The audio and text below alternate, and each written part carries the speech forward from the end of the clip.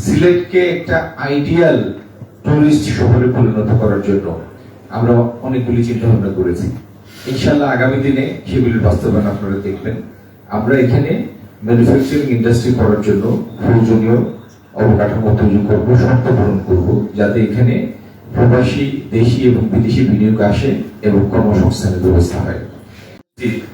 অতিথি শিল্প সচিব জনাব ওবায়দুর রহমান, শাহজালাল ইউনিভার্সিটির সম্মানিত ভিসি জনাব সারোয়ারউদ্দিন চৌধুরী, সিটি কর্পোরেশনের প্রধান নির্বাহী কর্মকর্তা জনাব রাফিউর রাব্বি, প্রধান প্রকৌশলী, এবং আমার সামনে উপস্থিত মহানগর বিএনপি সাধারণ সম্পাদক জনাব আহমেদ হোসেন চৌধুরী, এখানে উপস্থিত অনেক স্থপতি, পরিকল্পনাবিদ এবং সিলেট সিটি কর্পোরেশনের কর্মকর্তাবৃন্দ এবং অন্যান্য নাগরিক সমাজে যারা আমার সামনে আছেন, আসসালামু আলাইকুম।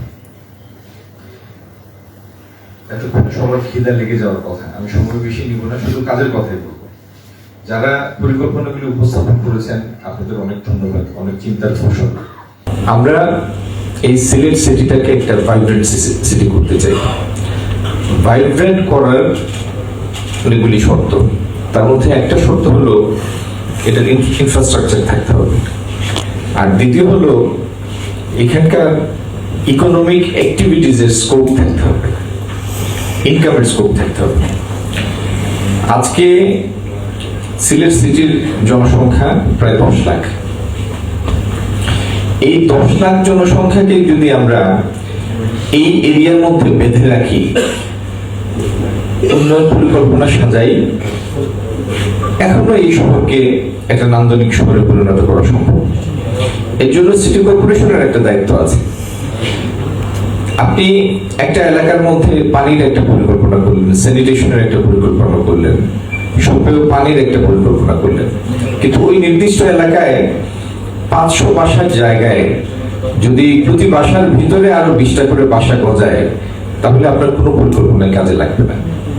সুতরাং যা হয়েছে এই জায়গাতে আমাদের সতর্ক হওয়া দরকার। আমি অনুরোধ করবো সিলেট সিটি কর্পোরেশনকে যে পরিকল্পনা করেন, এতগুলি টাকা খরচ করবো আমরা গরিব দেশের, সেই পরিকল্পনাটা সাস্টেইনেবল করার প্রয়োজনে এই জায়গাটাতে নজর দেওয়া দরকার। দ্বিতীয়ত, জলাবদ্ধতার বিষয়টা বলতে পারেন এটা আধুনিকতা বা অপরিকল্পিত ডেভেলপমেন্টের একটা হ্যাজার্ড, কিন্তু যেটাই হয়েছে জলাবদ্ধতা থেকে সিলেটকে বের করে আনতে হবে। এটা শুধু এটা না যে পানি জমে যায় একটু অসুবিধা হয়, এই জলাবদ্ধতাটা যদি আজকে আমরা হাত না দেই, তাহলে আগামী 10-12 বছর পরে সিলেট সিটি কর্পোরেশনের অনেক নিচু ওয়ার্ডের নিচু জায়গা বসবাসের অনুপযোগী হয়ে পড়বে। দেখা যাবে একদিনের বৃষ্টির পানি এটা নামবে গিয়ে 15 দিন পরে, যতদিন সূর্যের আলোতে শুকায় ততদিন লাগবে। তো এটা কোনো টেনেবল সিচুয়েশন না। আর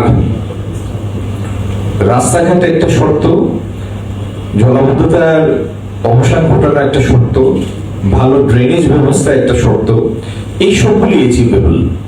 কিন্তু একটা কাজ করা এক, আর এফিশিয়েন্টলি করা আরেক জিনিস। আমরা এই প্রকল্পগুলি বাস্তবায়ন করব, খরচটা হতে হবে ইকোনমিক, এটার মধ্যে আমাদের এফিসিয়েন্সি, যেটা এই দেশকে মানায়। আর একই সাথে ইনফ্রাস্ট্রাকচার, শুধু ভাইব্রেন্সির একটা শর্ত ইনফ্রাস্ট্রাকচার, সেকেন্ড শর্ত যেটি আয়ের সুযোগ, নিরাপত্তা।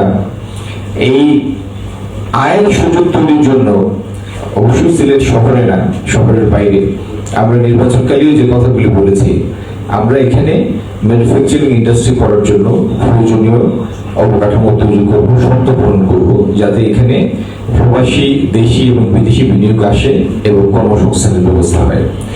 সিলেটকে একটা আইডিয়াল টুরিস্ট শহরে পরিণত করার জন্য আমরা অনেকগুলি চিন্তা ভাবনা করেছি। ইনশাআল্লাহ আগামী দিনে সেগুলির বাস্তবায়ন আপনারা দেখবেন। আর আমাদের শাকুর মধ্যে সাহেব যেটা বলছিলেন যে এখানে খোলা হাওয়া নাই বা বেড়ানোর জায়গা নাই, এটাও একটা এসেনশিয়াল কম্পোনেন্ট একটা শহরে। সেটি হাসান মার্কেটের জায়গায় করতে না পারলেও তার ধারে কাছে কোনো এক জায়গায় হবে, এটা নিয়ে আমাদের একটা নির্দিষ্ট চিন্তা আছে।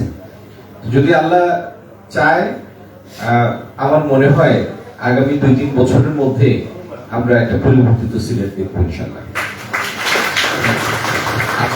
আজকের দিনে আমি সময় বেশি নিব না, আপনাদের কাছে অনুরোধ একটাই, এক পাস করে আমরা যাই আনি, খরচ তো করবেন আপনারা, এবং you are accountable to the people.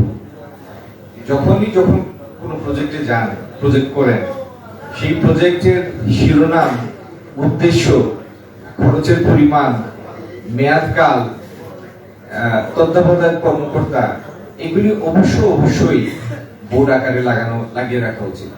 এবং যেখানে একটা প্রকল্প করেন, 1 কিলোমিটার রাস্তা বানান, অথবা একটা কালভার্ট করেন, অথবা ড্রেনেজ ব্যবস্থা সংস্কার করেন, সেইটার সাথে স্থানীয় মানুষের একটা সংযুক্তি দরকার। এই লোকগুলি এই সুবিধাটি ভোগ করবে এবং দেশ শুড ওন ইট। যখন তাদের তত্ত্বাবধানে হবে, তখন অহেতুক অনেক গাফিলতি, অপচয়, অথবা মানে বিরাট সমঝোতা করে কোনো একটা কাজের অব্যবস্থাপনা, এগুলি থেকে আমরা বের হয়ে আসবো। আমি ধরেই নিচ্ছি আমাদের সিটি কর্পোরেশনের সাথে জড়িত সমস্ত প্রকৌশলী, সমস্ত কর্মকর্তা বৃন্দ এবং আমাদের যারা কাজ করেন, তারা সবাই সব ভালো নিয়তে কাজ করেন, কিন্তু তারপরেও যাদের জন্য কাজ করেন তাদের তো জিনিসটাকে ওন করতে হবে, প্রসেসটাকে ওন করতে হবে, কস্ট অফ দি প্রজেক্টটাকে ওন করতে হবে, এবং আপনাদের নিষ্ঠাটাকে ওন করতে হবে। And the best way to secure their ownership is to get them involved in the projects as supervisors. Thank you everybody. ভালো থাকেন সবাই। আসসালামু আলাইকুম। আমাদের এই সরকারের প্রধান হেড অফ গভর্নমেন্ট যিনি আছেন জনাব তারেক রহমান, তার যে মন্ত্রিপরিষদের অত্যন্ত গুরুত্বপূর্ণ মন্ত্রী হচ্ছেন আমাদের এই সিটি কর্পোরেশন এলাকার মাননীয় সংসদ সদস্য।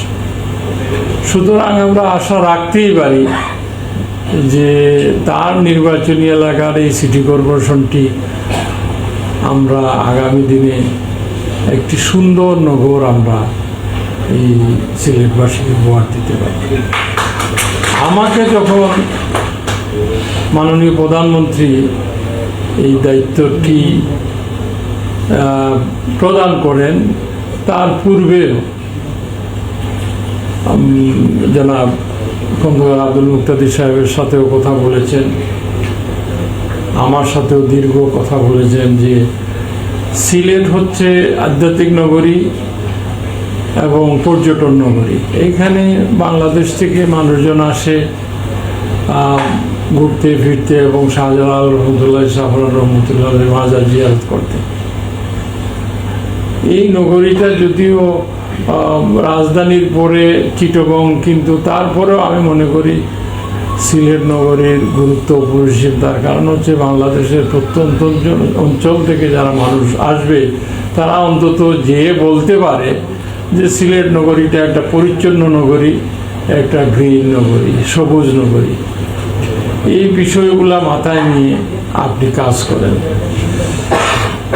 তো আলহামদুলিল্লাহ তো কাজ শুরু করেছি। এখন কাজের সহায়ক শক্তি মাননীয় প্রধানমন্ত্রী তো নিজেই দায়িত্ব নিয়েছেন, পাশাপাশি আমাদের এই নগরের সংসদ সদস্য এবং বাণিজ্য মন্ত্রী তিনিও এই নিজের শহর হিসাবে এই দায়িত্বটুকু উনি দেখভাল করছেন। পাশাপাশি আমাদের সাবেক মেয়র তিনিও সরকারের মন্ত্রী আরিফুল হক চৌধুরী সাহেব, তিনিও এই নগরের ভালো চান বা কথাবার্তা, এবং যাতে আমাদের নগরকে আরও আধুনিকায়ন করার ক্ষেত্রেও ইনারও পজিটিভ ভূমিকা আমরা সবসময় পাই। তো আমি আশা রাখি আপনারা যারা এই সিটি কর্পোরেশনের কর্মকর্তারা আছেন, আপনারা আমাকে সহযোগিতা করবেন। এই সহযোগিতা যদি করেন তাহলে এই শহরটাকে একটি সুন্দর শহর হিসাবে আমরা প্রতিষ্ঠা করতে পারব। শুধু সিলেট সিটি কর্পোরেশনের যে কর্মকর্তাগণ আছেন ওনাদেরকে শুধু পরিষদ অনুরোধ রয়েছে। আমি স্যার সিলেট সিটি কর্পোরেশনে এক্সিকিউটিভ ম্যাজিস্ট্রেট হিসেবে কর্মরত আছি। কর্তা হিসেবে সিলেট সিটি কর্পোরেশনে কর্মরত আছি স্যার। আমি বিসিএস প্রশাসন পর্যবেক্ষণের কর্মকর্তা হিসেবে কর্মরত আছি স্যার। আসসালামু আলাইকুম স্যার। স্যার আমি আনন্দ মনসুখ বিশাল কর্মকর্তা সিলেট সিটি কর্পোরেশন। সুমন চন্দ্রের assistant engineer city corporation. Sylhet city corporation. আসসালামু আলাইকুম, আমি আহমদ সবাসি। স্যার আরো 15 জন স্যার এখানে ট্রাস্টি মেম্বার আছেন, ওনাদের মাধ্যমে সিলেট সিটি কর্পোরেশন 2018 সালে প্রথমে